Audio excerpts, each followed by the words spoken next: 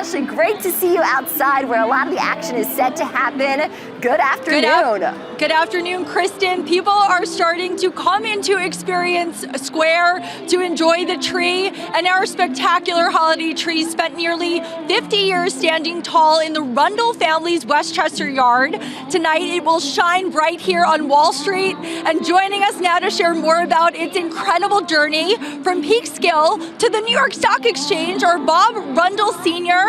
and Bob Rundle Jr. Bob and Bob, welcome to the New York Stock Exchange. Thanks for having us. Thank you for having us. Pleasure to be here. How does it feel to see this tree that you planted as a sapling almost 45 years ago standing tall at the New York Stock Exchange? It feels great. Our family enjoyed it for many years. I used to trim it and decorate it, and our whole neighborhood would enjoy it during the holidays. And it's just so exciting to be here and see this tree here tonight. And for everybody to see it, it's a great feeling. Can you tell me more about planting it? I understand it was from a family member's farm. My wife's uncle gave it to us as a small sapling. It was maybe about 2 feet tall at the time. And I just planted it in my backyard, and we watched it grow and enjoyed it for over 40 years. And I understand it was known as the holiday tree in your neighborhood. Can you tell me what that was like growing up with the tree and how you decorated it every holiday season until, of course, it got too tall? Yeah, absolutely. Just every holiday season, we decorated the tree. All the neighbors gathered, would watch the tree get lit up, and it was just a special experience.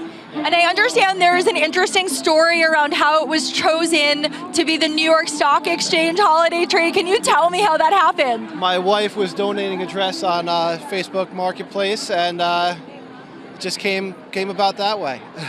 Yeah, tell me, dive into that story for me. I understand that somebody who came to pick up clothes saw it and called the right people. Yep, she donated the dress, and then the lady that picked it up, her friend worked with the tree company, and he was in the backyard the next day, ready to take the tree. And what did he say when he saw the tree? He just said it was the perfect tree for here. It had the height. It's beautifully shaped and perfect for. He walked around the backyard, took different views of it, and within 5 minutes he says, "We'll take it." He says, "We do have another tree, but we're going to use this one as number one because this was a outstanding tree." It is a 75-foot Norway spruce. Were you ready to let it go? Yeah, it came to a time where it was just getting too big and a lot to handle in the backyard. So it was perfect timing. It was perfect timing.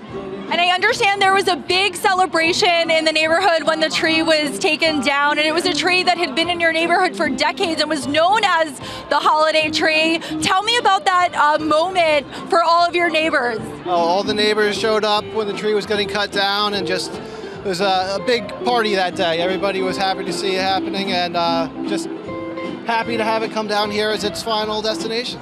Yeah, Jim, it was like an orchestra going. We had trucks going this way, that way, cranes 100 feet in the air. When they lifted it up over the pool, I was wondering if it was going to stay in the air okay. It was exciting. Definitely an exciting moment. Did it make you emotional at all to see? Yeah. It was emotional when I first came down here, turned the corner, and saw the tree.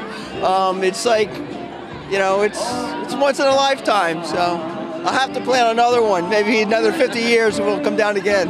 Do you feel like it represents your family and tells your family's story, this tree? Oh yeah, definitely. It'll be part of our family history.